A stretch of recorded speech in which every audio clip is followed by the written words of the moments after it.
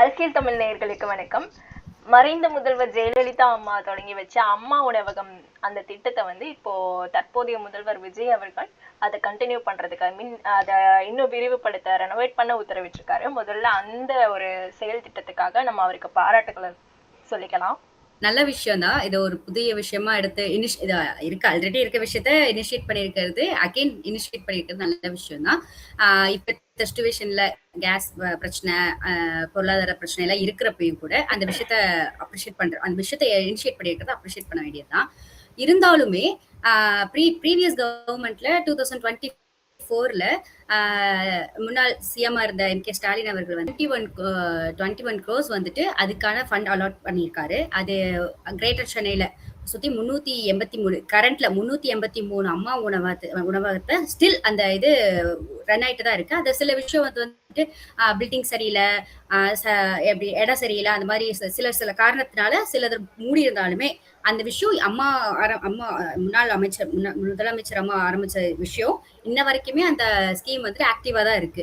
இப்ப ஒரு புதுசா இனிஷியேட் அதான் நான் ஒரு விஷயம் அந்த ஒரு காமெடி இருக்கு. என்ன காமெடினா, இந்த மாதிரி நிகழ்ச்சி எல்லாம் நிறைய நடந்திருக்கு, ஆனா இதுதான் ஃபர்ஸ்ட் டைம் அப்படின்ற ஒரு காமெடி இருக்கு. அதுதான் இப்ப மைண்ட்ல வருது. அப்படி சிச்சுவேஷன்ல அவ்வளவு விஷயம் அவங்க பண்ணியிருந்தாலுமே இப்ப இவரு வந்துட்டு அவர் மூலியமா சொல்லியிருக்கிறது பெரிய விஷயமா பார்க்கப்படுது. இருந்தாலும் அதை அப்ரிஷியேட் பண்ண வேண்டிய விஷயம் தான். அடுத்ததா தமிழக வெற்றி கழகம் இந்திய வெற்றி கழகமா மாறப்போகுது கூடிய சீக்கிரத்துல. கருத்து. ஆமா ஆமா ஆமா.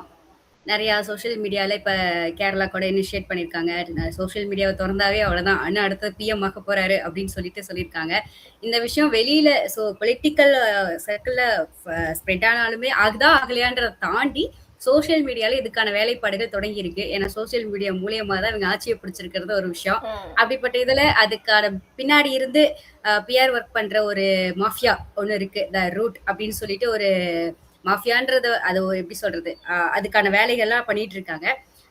ஃபர்ஸ்ட் அது இந்த இந்தியா கழகமா மாறுறதுக்கு பின்னாடி இருந்து ஒர்க் பண்ற இந்த ரூட் கம்பெனி பத்தி நம்ம தெரிஞ்சுக்கணும். அது ஒரு பிஆர் கம்பெனி அப்படின்றத தாண்டி ஒரு ஆக்ட்ரஸ் ஒரு சாங்கை ஏதாவது ட்ரெயின் பண்றதுக்கு ப்ரொமோட் பண்றதுக்காக இது பண்ண ஒரு கம்பெனி தான் இது ரூட். அதுல நிறைய விஷயம் இருக்கு. அது எப்படி சொல்றதுன்னா, ஒரு சில விஷயங்கள் அந்த ரூட் கம்பெனில பிராண்டிங்காக சில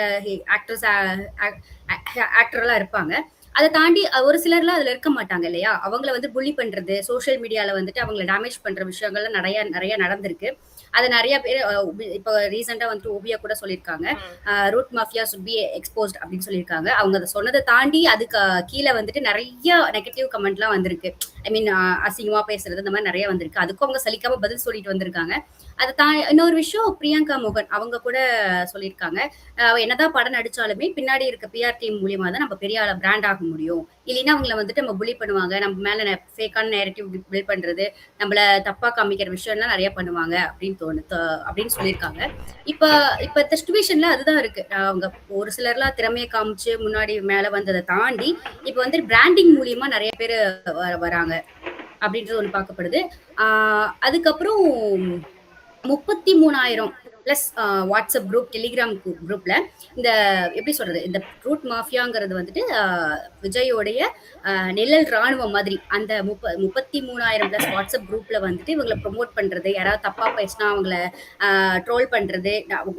ஒரு வீடியோ இருக்குன்னா அதை வந்துட்டு சிஎம் சாரை பத்தி தப்பா பேசியிருந்தாவோ இல்ல டிவிக்கு கட்சியை பத்தி ஏதாவது தப்பா போஸ்ட் பண்ணிருந்தோம், கீழே நிறைய கமெண்ட் நெகட்டிவ் வந்துட்டே இருக்கும். அந்த ஐடிக்குள்ள போய் பார்த்தோம்னா அது எப்படி சொல்றது, அதுல ஃபாலோவர்ஸ் இருக்க மாட்டாங்க, எல்லாம் 0 ஃபாலோவர்ஸ் 0 ஃபாலோவிங், எல்லாமே போஸ்ட் கூட எதுவுமே இருக்காது. அதுலயே தெரியும் அது ஃபேக்கான அக்கௌண்ட் அப்படின்னு சொல்லி தெரியும். இந்த மாதிரி ஃபேக்கான அக்கௌண்ட் மூலியமா நிறைய வந்துட்டு ஸ்ப்ரெட் பண்றாங்க. இந்த ஃபேக்கான விஷயம் முன்னாள் கவர்மெண்ட் பண்ணதை இப்ப பண்றதா, அது மாதிரி நிறைய விஷயத்த ஃபேக்கா காமிச்சிட்டு இருக்காங்க அப்படின்னு சொல்லலாம். அதை தாண்டி நம்ம ஒரு விஷயத்த அனலைஸ் பண்ணலாம். நம்ம சர்வே கூட எடுத்திருக்கோம். நம்ம சர்வே படி வந்துட்டு டிவிகே வந்துட்டு ஒரு 20% 15 to 20% தான் அவார்ட் கெயின் பண்ணும் அப்படின்னு நம்ம சர்வே எடுத்திருந்தோம்.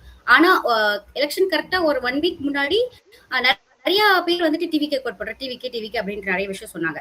எலெக்ஷன் அப்ப கரெக்டா 20+ல ஒரு 14+ இன்க்ரீஸ் ஆகி 33-34% அவர் அதிகமா ஓட் எடுத்திருக்காரு. அது எப்படின்னு பார்த்தா அந்த இந்த எப்படி சொல்றது, இன்ஸ்டாகிராம்ல சோஷியல் மீடியா மூலியமா தான் நடந்திருக்கு. சோஷியல் மீடியா மூலியமா ஒரு கவர்மெண்டே ஃபார்ம் பண்ணியிருக்காங்கன்றது இதுல இருந்து பார்க்க முடியுது. எப்படின்னா இந்த அவங்களோட டார்கெட் ஜென்சி, தென் யங்ஸ்டர்ஸ், அப்புறம் வந்துட்டு இந்த லேடிஸ் ஓட் அவங்கெல்லாம் அட்ராக்ட் பண்றதுக்காக அவங்களுக்கு ஏத்த மாதிரி எமோஷனலாகவும் எப்படி இப்போ அவர் சிஎம் கூட சொல்லியிருக்காரு நிறைய விஷயத்துல. எப்படின்னா லாஸ்டா வந்துட்டு சின்ன பசங்களாம் வந்துட்டு அம்மா அப்பா கிட்ட அட்வைஸ் பண்ணணும், அவங்கள போய் நம்ம விஜய் மாமாக்காக ஓட் போட சொல்லணும், அப்படிதான் நிறைய விஷயம் அவர் பேசியிருக்காரு. இத வச்சு அவங்கள அட்டாக் பண்ண இப்ப நான் ஒரு விஷயம் பாக்குறேன்னா அதான் எனக்கு ரிப்பீட்டடா ஃபீட் ஆயிட்டே இருக்கும். அப்ப நான் என்ன பண்ணுவேன், எனக்கு டிவிகே மூலியமா ஒரு வீடியோ வரும்னா அதை நான் பார்க்க அதே தான் எனக்கு எப்படி வந்து ஃபீட் ஆயிட்டே இருக்கும். அது மூலியமா நிறைய விஷயம் சரி இப்ப இவங்க வந்தா நல்லா இருக்கும், இவங்க வந்து இவ்வளவு பண்றாங்களாடுது அப்படின்னு நம்ம அவங்க அந்த விஜய் அப்படின்ற ஒரு பேருக்காக நிறைய விஷயம் சோசியல் மீடியால ஸ்ப்ரெட் ஆகி அந்த மூலியமா விஜய்க்காக அது விழுந்த ஓட்டு தான் எல்லா கேண்டிடேட்டுக்கும் வந்திருக்க ஓட்டு அப்படின்னு பார்க்கலாம். நார்த் இந்தியாலையும் இதுக்கான வேலைகளை ரூட் மாஃபியா ஸ்டார்ட் பண்ணிட்டாங்க. விஜய் வர்சஸ் மோடி அப்படிங்கிற ஒரு நரேட்டிவை செட் பண்ண ஆரம்பிச்சிட்டாங்க. அடுத்த அண்ணன் பிஎம் தான். அண்ட் இதுக்கு அகென்ஸ்டா பாத்தீங்கன்னா யங்ஸ்டர்ஸ் அதிகமா இருக்காங்க. யங்ஸ்டர்ஸை வந்து கவரணும் அப்படிங்கிறதுக்காக இப்போ டிஎம்கே ஸ்டாலின் அவர்கள் கூட ஒரு ஸ்டேட்மெண்ட் கொடுத்திருக்காரு. நீ வந்து புது ரத்தம் வரப்போகுது திமுகல அப்படின்னு சொல்லிட்டு இளைஞர்களை கவர்ற மாதிரி, லைக் இளைஞர்களோட நாங்க வரோண்டா அப்படின்ற மாதிரி ஒரு ஸ்டேட்மெண்ட் கொடுத்திருக்காரு. சோ இவங்க வந்து டஃப் கொடுப்பாங்களா டிவி கேக்கு? இல்ல இவங்க பண்ண தவறுன ஒரு விஷயம்னா யங்ஸ்டர்ஸ கவர் பண்றது. அவங்க என்னதான் உமன்ஸ்க்காக நிறைய ஸ்கீம் இது பண்ணியிருந்தாலுமே அதெல்லாம் அவங்கள தாண்டி ஒரு ஃபேம், அந்த ஒரு எப்படி சொல்றது, ஒரு ஆக்ட்ரஸ், ஒரு க்ளோ அப்படின்னு ஒரு ஃபேம், பேக் ஃபேம்ன்றது ஒண்ணு அவங்களுக்கு கிடையாது. Politician, normal politician. ஆனா இவங்க எப்படி பாக்குறது, ஆக்டர். சின்ன வயசுல இருந்தே, நான் சின்ன வயசுல இருந்து, என் அம்மா சின்ன வயசுல இருந்து அவரை பார்த்துட்டு வந்திருப்பாங்க. அப்படின்றப்போ அவங்களுக்கு ஒரு அண்ணனா, அப்பாவா, எல்லா விதமான எமோஷனல் கனெக்ஷனும் அந்த 1% இருந்து வந்திருக்கும். ஆக்டருங்கிறவரை நம்ம ஓகே நம்ம ஃபேமிலில இருந்து வந்திருக்காரு, நமக்காக நம்ம பிரச்சனை எல்லாம் மூவில நிறைய காமிச்சிருக்காரு, அப்ப நம்ம கவர்மெண்ட் ஃபார்ம் பண்ணாருன்னா நமக்காக நல்ல விஷயத்தையும் அவர் பேசுவாரு அப்படின்ற ஒரு விஷயத்துக்கு அதை மைண்ட்ல வச்சுட்டு மேனிப்புலேட் பண்ணி, ஐ மீன் பிரெயின் வாஷ் பண்ணி நிறைய விஷயம் எமோஷனல் அட்டாக், அந்த மாதிரி எமோஷனல் கனெக்ஷன் மூலியமா அந்த ஓட்ஸ் எல்லாம் வாங்கியிருக்காங்க. அந்த விஷயம் இவங்க இன்னொரு ஃபால்ட் என்னன்னா, எல்லாருமே கவர்மெண்ட் ஃபார்ம் பண்ணணும்னா தேர்தல் எலக்ட்ரல் பாலிடிக்ஸ்ல என்ன பண்ணுவாங்கன்னா, நான் இதை தான் பண்ணியிருக்கேன், இந்த விஷயம்னா நான் உங்களுக்காக மக்களுக்காக நான் பண்ணி கொடுத்துருக்கேன். ஒவ்வொரு தொகுதியாகட்டும், ஒவ்வொரு மினிஸ்டர், ஒரு கவர்மெண்டே ஃபார்ம் பண்ற லீடர் ஆகட்டும் அப்படிதான் சொல்லுவாங்க, நான் இந்த ஸ்கீம்ல பண்ணியிருக்கேன், இந்த விஷயம் நான் பண்ணி கொடுத்துருக்கேன், ஊருக்கு இதை பண்ணி கொடுத்துருக்கேன், ரோட் போட்டு கொடுத்துருக்கேன், லைட் போட்டு கொடுத்துருக்கேன் அப்படி சொல்லுவாங்க. ஆனா இவங்க எல்லாம் எப்படி இப்போ இவங்க என்ன பண்ணிருக்காங்கன்னா, டிவிகேன்ற ஒரு கட்சி என்ன பண்ணிருக்குன்னா, நான் எதுவுமே பண்ணல, நான் இதை பண்ணுவேனோ அதை முன்னாடி ஆல்ரெடி இருக்கு. அவங்களோட மேனிஃபெஸ்டோல கூட பார்த்திருப்போம், ஒரு விஷயம் கூட புதுசான ஒரு விஷயம், என்னதான் அந்த அதிரடி பெண் இதா இருக்கட்டும், அது கூட பிங்க் பெட்ரோல் அது இருக்குல்ல, அது மூலியமா அந்த ஸ்டிக்கரை மாத்தா ஸ்டிக்கர் அரசியல் பண்றாங்கன்னு கூட பெட்ரோல் ஆச்சு. அந்த மாதிரி ஆல்ரெடி பண்ண கவர்மெண்டோட கொஞ்சம் மாடிஃபை பண்ணி இருக்கிறத அப்படியே மேனிஃபெஸ்டோ சொல்லியிருக்காங்க. அப்ப எப்படி இருக்குன்னா, நான் எதுவுமே பண்ண மாட்டேன், எனக்காக விஜய் அப்படி 234 தொகுதியிலையும் விஜய் நான் தான் நிக்கிறேன்னு நினைச்சு எனக்காக ஓட் போடுங்க அப்படின்னு சொல்லி பிரெயின் வாஷ் பண்ணி அவங்களோட ஓட்ல கெயின் பண்ணிருக்காங்க. அந்த விஷயத்த அவங்க பண்ண தவறிட்டனாலதான் அவங்களோட ஓட்ஸ்ல எடுக்க முடியலன்றது பார்க்க முடியுது. அண்ட் இன்னொரு விஷயம், டிவிகே மினிஸ்டர்ஸோட எஜுகேஷன் குவாலிஃபிகேஷன் பத்தி இப்போ ஒரு ரிப்போர்ட் ஒன்று வெளியாயிருக்கு. ஆமாமா, இப்ப பள்ளி கல்வித்துறை மினிஸ்டரா இருக்க ராஜ்மோகன் அவங்க சொல்லியிருக்காரு, தன்னுடைய அம்மா வீட்டுக்கான வாடகை பணத்தை கூட கட்ட முடியாம முழிச்சிட்டு இருந்தேன், என்ன வந்துட்டு மினிஸ்டர் ஆக்கியிருக்காரு அப்படின்ட்டு. அப்ப அவர் சொன்ன அடுத்த நிமிஷமே அவரோட சோசியல் மீடியாலேயே போஸ்ட் பண்ண ஒரு போஸ்ட் எடுத்து நிறைய ட்ரோல் பண்ணிருக்காங்க. அதாவது சென்னையில ஒரு சொகுசு வீடு 1.5 கோடிக்கு சொகுசு வீடு வாங்கினத அதை செரிமோனிய போட்டோலாம் போஸ்ட் பண்ணிருப்பாங்க போல, அதையும் ட்ரோல் பண்ணிருக்காங்க. அதே போல அடுத்தது அவரோட ட்ரோல் என்னாச்சுன்னா, நான் படிச்சது டிப்ளமோ இன் பிசினஸ் மேனேஜ்மெண்ட் படிச்சிருக்கேன் அப்படின்னு சொல்லியிருக்காங்க, அவரோட டிகிரியே முடிச்சிருக்கேன் அப்படின்னு சொல்லி. ஆனா அந்த சொன்ன காலேஜ் மென்ஷன் பண்ணி இந்த காலேஜ் அத கவர்மெண்டால அங்கீகரிக்கப்படாத காலேஜ். அதே மாதிரி நிறைய எம்எல்ஏஸ் 108 எம்எல்ஏஸ்ல 63% படிச்சு டிகிரி ஹோல்டரா இருக்காங்க அப்படின்னு சொல்லியிருக்காங்க. அதுல நிறைய பேரு இப்ப எப்படின்னா அதுல 6 பேர் பிஹெச்டி முடிச்சிருக்காங்க, 22 பேர் வந்துட்டு போஸ்ட் கிராஜுவேஷன் முடிச்சிருக்காங்க, அப்புறம் வந்துட்டு ஒரு 5 பேர் வந்துட்டு ஐஐடியில படிச்சிருக்கேன் அப்படின்னு சொல்லியிருக்காங்க, அப்புறம் 8 பேர் வந்துட்டு எம்பிபிஎஸ் டாக்டர் முடிச்சிருக்கேன் அப்படின்னு சொல்லியிருக்காங்க. அப்ப அது போக 40 பேர் வந்துட்டு நான் லாயர், இன்ஜினியர் அப்படின்னு சொல்லி 40 பேர் இருக்காங்க. அதுல எத்தனை பேர், நிறைய பேர்த்தோட குவாலிஃபிகேஷன் எல்லாம் வந்துட்டு ஃபேக்கா தான் இருக்கு. அதுல நான் சில லிஸ்ட்ல எடுத்து வச்சிருக்கேன், அது அப்படியே அது உண்மையா என்ன படிச்சிருக்காங்க, அவங்க அந்த மேனிஃபெஸ்டோ சாரி அதுன்னு பிரச்சாரத்துக்கு எப்படி யூஸ் பண்ணிருக்காங்கன்றத பார்க்கலாம். அதுல ஃபர்ஸ்ட் வந்துட்டு ராஜ்மோகன், அது ஆல்ரெடி நியூஸ்ல எல்லாம் வந்துருச்சு. அதுக்கு அடுத்தது வந்துட்டு இப்ப தாம்பரம் எம்எல்ஏ சரத்குமார் அவர் படிச்சது என்னமோ பிபிஏ. ஆனா அவரு இதுல அவரோட பிரச்சாரத்துல யூஸ் பண்ணதுன்னா நான் எம்பிஏ முடிச்சிருக்கேன் அப்படின்னு சொல்லியிருக்காரு. அடுத்தது வந்துட்டு 10th படிச்ச தஞ்சாவூர் எம்எல்ஏ தன்னுடைய பிரச்சாரத்துல நான் பிபிஏ முடிச்சிருக்கேன் அப்படின்னு சொல்லியிருக்காரு. ஆவடி எம்எல்ஏ ரமேஷ்குமார் அவர் படிச்சது வந்துட்டு பிஏ. ஆனா அவர் வந்துட்டு நான் டாக்டர் அவர் பேருக்கு முன்னாடி டாக்டர்ன்ற போட்டிருக்காங்க. அவர் பிஹெச்டி முடிச்சாரா இல்ல எம்பிபிஎஸ் டாக்டர் மெடிசன் படிச்சாரான்னு தெரியல. ஆனா அவர் வந்து டாக்டர் அப்படின்னு சொல்லி போட்டிருக்காங்க. இந்த மாதிரி நிறைய பேர் இருக்காங்க. அதுக்கப்புறம் வந்துட்டு டிப்ளமோ படிச்ச விருதுநகர் எம்எல்ஏ செல்வம் அவரும் ஒரு பேருக்கு முன்னாடி டாக்டர் அப்படின்னு சொல்லியிருக்காங்க. பத்திரத்துல லாயர்னு சொன்ன கனிமொழி கூட டாக்டர் அப்படின்னு சொல்லியிருக்காங்க. இப்ப ரீசெண்டா இப்பயா நேத்தான்னு தெரியல ஒரு விஷயம் வந்திருக்கு. எப்படின்னா அவங்க வந்துட்டு மீண்டும் அப்படின்னு சொல்லி பெரிய சோஃபோ அவங்க ஆபீஸ்ல அது வந்து முன்னாடி ஜோதிடம் ஆபீஸா இருந்தது, இப்ப கட்சி ஆபீஸா போயிட்டு இருக்காங்க. அந்த ஆபீஸ்ல பெரிய சோஃபால அவங்க உட்காந்துக்கிட்டு அரசு அதிகாரிகளை வீட்டுக்கு கூட்டிட்டு வந்து பிளாஸ்டிக் சேர்ல உட்கார வச்சு மரியாதை பண்றாங்க அப்படின்னு சொல்லி இப்ப வந்திருக்கு. அதுக்கு அவங்க எக்ஸ்பிளைன் பண்ணி வீடியோ போட்டிருக்காங்க. என்னோட ஆபீஸ் வந்து ரெடி ஆயிட்டு இருக்கு, நான் வந்துட்டு இந்த உட்காந்துட்டு நான் இதெல்லாம் பண்ணல, அவங்களுக்கு லெதர் ஷர்ட் போட்டிருக்கேன் அப்படின்ட்டு. முக்கியமா ஏதாவது இம்பார்ட்டன்டான விஷயம் எடுக்கிறதுக்கு டிசிஷன் மேக் பண்றதுக்கு டக்குன்னு ஒரு அர்ஜென்ட் சுச்சுவேஷன்ல தான் வந்துட்டு அதிகாரிகளை வீட்டுல போய் பார்ப்பாங்க. இப்ப வந்துட்டு இப்பதான் புதுசா வந்திருக்க எம்எல்ஏ இந்த மாதிரி பண்ணுமா அப்படின்றது ஒரு கேள்விக்குறியா இருக்கு. அவங்க கூட அஸ்ட்ராலஜில டாக்டரேட் படிச்சிருக்காங்க. ஆனா அது பதவி பிரமாண தேர்தல் பிரமாண பத்திரத்துல அதை மென்ஷன் பண்ணல. அவங்களும் அதுக்கும் பதில் சொல்லியிருக்காங்க. ஏங்க நீங்க லாயர் தான் படிச்சிருக்கீங்க ஆனா டாக்டர்னு சொன்னதுக்கு எனக்கு அஸ்ட்ராலஜினா ரொம்ப பிடிக்கும், என்னோட பேஷன்ல நான் அதுல டாக்டரேட் முடிச்சிருக்கேன், மக்கள் வந்துட்டு என்ன டாக்டரா நினைக்கிறாங்க கூப்பிடுறாங்க, அதனால அது பேரான புனைப்பெயராவே மாறிடுச்சு அப்படின்னு சொல்லியிருக்காங்க. இதை எப்படி ஏத்துக்கிறதுன்னு எனக்கு தெரியல. அதை தாண்டி அப்புறம் குமாரபாளையம் எம்எல்ஏ விஜயலட்சுமி அவங்க படிச்சது 12th, ஆனா அவங்க பேருக்கு பின்னாடி டிகிரி போட்டிருக்காங்க, பிகாம் போட்டிருக்காங்க. இந்த மாதிரி நிறைய பேர் இருக்காங்க, போலூர் அபிஷேக், நிறைய பேர். இப்ப வந்துட்டு அப்ப பார்த்தா இதுலயே நிறைய ஃபேக்கான விஷயம் இருக்கு. இதெல்லாம் கேட்க மாட்டாங்களா இல்ல இதெல்லாம் கண்டுக்காம ஸ்கிப் பண்ற. இன்னொரு விஷயம் என்னன்னா இதை நிறைய பேர் சோசியல் மீடியால எக்ஸ்போஸ் பண்ணா கூட அதுல போய் கமெண்ட் பார்த்தோம்னா அவங்க ஏதோ படிச்சிருக்காங்க, உனக்கு என்ன பிரச்சனை இதுல உனக்கு என்ன பிரச்சனை அப்படின்னு. அவங்க படிச்சிருக்கட்டும் படிக்கிட்டு, அது எங்க பிரச்சனை இல்லை, படிக்காத ஏன்டா படிச்சேன்னு சொல்லியிருக்கீங்க, அது ஃபேக்கா பிரச்சனை பண்றதுனால நமக்கு தானே அது அஃபெக்ட் ஆகும். இதுலயே தெரியுது நீங்க இவ்வளவு ஃபேக்கா இருக்கிறப்போ நாளைக்கு எனக்கு ஒரு பிரச்சனை நீ எப்படி வந்துட்டு உண்மையா இருப்ப அப்படின்ற ஒரு விஷயம் கேள்விக்குறியாகுது இல்லையா? அதே மாதிரி தான் கிரைம் கேசஸ் வந்து வந்துட்டு இருக்க இன்னமும். அப்போ என்ன சொல்றாங்கன்னா இதுக்கு முன்னாடி இப்போ கேள்வி கேட்கல நீங்க, இப்போ அவங்க மாற்றம்னு சொல்லி வந்தாங்களா, எதுவுமே மாறல, அப்படியே தான் நடந்துட்டு இருக்கு, கேசஸ் எல்லாம் டெய்லி ஃபைல் ஆயிட்டு தான் இருக்கு அப்படின்றப்போ அது கொஸ்டின் பண்ணா என்ன பண்றாங்கன்னா டிவிகே தொண்டர்கள், இதுக்கு முன்னாடி நீங்க கேட்க மாட்டீங்க இப்போ வந்துதான் கேட்பீங்க அப்படின்ட்டு. இப்ப இந்த எஜுகேஷன் விஷயம் கூட எஜுகேஷன்ன்றது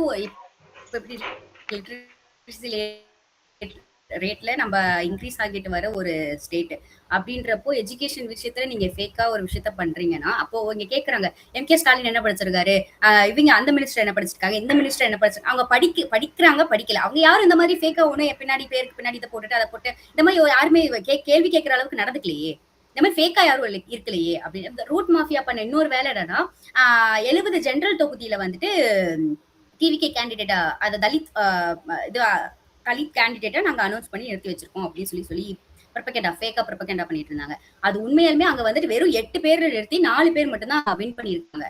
இந்த மாதிரி ஃபேக்கான விஷயத்தையும் நிறைய பரப்புறாங்க. இந்த ஃபேக் விஷயத்தை பார்க்க அவங்களுக்கு எப்படி ஆகுதுன்னா இதெல்லாம் நம்ம இந்த கவர்மெண்ட் பண்ணுதா, இந்த கவர்மெண்ட் நல்லா நடந்துக்குது, அப்படியே அந்த உண்மையான விஷயத்த அனலைஸ் பண்ணி சர்ச் பண்ணி படிக்கிற கெப்பாசிட்டியை அவங்க மறந்துடுவாங்க. எதை பாக்குறாங்களோ இந்த மாதிரி எல்லாம் பண்றாங்களா, நம்ம இன்னும் அவங்களை மோட்டிவேட் பண்ணோம் அப்படின்னு தான் அவங்களுக்கு தோணுமே தவிர்த்து அவங்க கொடுக்குற ஷேர் இது மூலியமா தான் அவங்க இன்னும் வளர்ந்துட்டே இருக்காங்க அப்படின்னு தோணுது.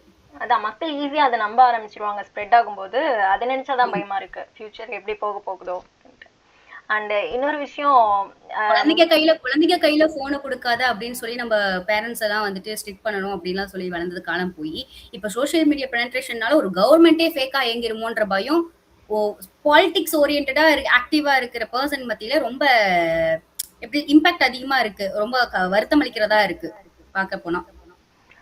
முதல்வர் விஜய் அவர்கள் வெற்றி பெற்ற பிறகு ஸ்டாலின், அப்புறம் அன்புமணி ராமதாஸ், சீமான், இப்படி நிறைய பேரை போய் மீட் பண்ணாரு. பட் இபிஎஸ் மட்டும் அவர் மீட் பண்ணல. அது இன்னமும் வந்து ஒரு பேசு பொருளா இருக்கு. அவர் பிளான் பண்ணி மீட் பண்ணலையா அப்படின்னு எல்லாரும் கேக்குறாங்க.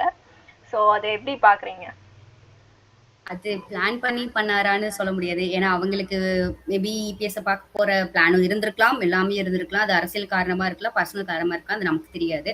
அவங்களுக்கு டைம் கூட இருந்திருக்கலாம். அதுல பார்க்க வேண்டாம் சுச்சுவேஷன். பொலிட்டிக்கல் ஓரியன்டா நம்ம பார்க்க போனோம்னா ஒப்பீனியனா ஒப்பீனியனா சொல்லணும்னா இந்த மாதிரி அவங்க வந்து பிஜேபி கூட அலைன்ஸ்ல இருக்காங்க. பிஜேபி கொள்கை எதிரியா அவங்க பார்த்துட்டு இருக்காங்க. அப்படின்றப்போ அவரு அதை பார்க்க வேண்டாம் அப்படின்னு கூட ஸ்கிப் பண்ணிருக்கலாம்.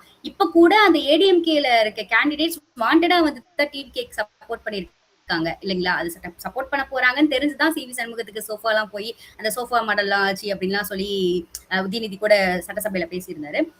இது இல்லாம அவர் போய் பார்த்திருந்தாலுமே கூட ஒன் செகண்ட் அது இல்லாம அவர் போய் பார்த்திருந்தாலுமே கூட சோசியல் மீடியால அதை பெரிய ஹெட்லைனாவே போட்டிருந்திருப்பாங்க. ஏடிஎம்கே எங்க கண்ட்ரோல்ல வந்துருச்சு அந்த மாதிரி கூட இந்த சோசியல் மீடியால இருக்க கும்பல்லாம் கூட அதை பண்ணியிருக்க வாய்ப்பு இருக்கு. அதனால கூட ஸ்கிப் பண்ணியிருந்திருக்கலாம். முக்கியமான விஷயம் ஏஎம்சிஏ அப்படிங்கிற தொழில் திட்டத்தை வந்துட்டு தமிழ்நாட்டுல செயல்படுத்தணும் அப்படின்னு சொல்லிட்டு ஒரு லாஸ்ட் 2 இயர்ஸா டிஎம்கே கவர்மெண்ட் வந்து அதுக்கான முயற்சிகளை எடுத்து அதை ஆல்மோஸ்ட் செயல்படுத்துற லெவல்ல வச்சிருந்தாங்க. பட் இப்போ டிவிகே கவர்மெண்ட் வந்ததுக்கு அப்புறம் இந்த தொழில் திட்டம் வந்துட்டு ஆந்திராக்கு போயிருக்கு. ஆமா, அந்த நியூஸ் சோசியல் மீடியா மூலியமா நானும் பார்த்தேன், யூடியூப்லயும் நிறைய பார்த்திருக்கோம். இதுல என்ன வருத்தமளிக்க வேண்டிய ஒரு விஷயம் என்னன்னா, இதுக்கான இத டிபெண்ட் பண்ணி ஒரு நியூஸ் கூட சிஎம் ஆகட்டும், இண்டஸ்ட்ரியல் மினிஸ்டர் கீர்த்தனாவாகட்டும் எதுவுமே அதை பத்தி வாய் திறக்காது இன்னும் ஆச்சரியமா இருக்கு. இப்ப எப்படி இருக்குன்னா மாற்றத்துக்கான அரசியல் சொன்னாங்க இல்லையா? அவங்க எப்படி சொல்லுவாங்க, இது கூட ஒரு மாற்றமா தான் பார்ப்பாங்க. தமிழ்நாட்டுக்கு வந்து இது எக்கனாமிக் குரோத் டெவலப் பண்ண வேண்டிய கம்பெனி இப்ப அதர் ஸ்டேட்டுக்கு போயிருச்சு அப்படின்றப்ப இதுவே பெரிய மாற்றமா தானே அவங்களுக்கு தெரியுது. இது கூட கவர்மெண்ட் என்ன சொல்றாங்க, ஆந்திராவும் ஒரு ஸ்டேட் தான், பக்கத்து ஸ்டேட் தானே, அதுவும் வளர வேணும் இல்லையா அப்படின்றத மாதிரிதான் ப்ரொமோட் பண்றாங்க. அவங்க என்ன தப்பு பண்ணாலுமே இப்பெல்லாம் தப்பு பண்ணா அதுக்கான தண்டனை கொடுக்கணும் அப்படின்றத தாண்டி என்ன தப்பு பண்ணாலும் நாங்க முட்டு கொடுப்போம் அப்படின்றத அதை ஸ்ட்ராங்கா பிலீவ் பண்றாங்கன்றத பாக்கலாம். அந்த தொழில் திட்டம் வந்துட்டு தமிழ்நாட்டுல இன்னைக்கு கொண்டு வந்திருந்தாங்க அப்படின்னா சுமார் 7000 இளைஞர்களுக்கு வேலை கிடைச்சிருக்கும். ஸோ இதையெல்லாம் பத்தி யங்ஸ்டர்ஸ் ஆன நீங்க தான் யோசிக்கணும். ஓகே, தமிழ்நாட்டோட அரசியல் களம் குறித்து தொடர்ந்து பேசலாம். நன்றி.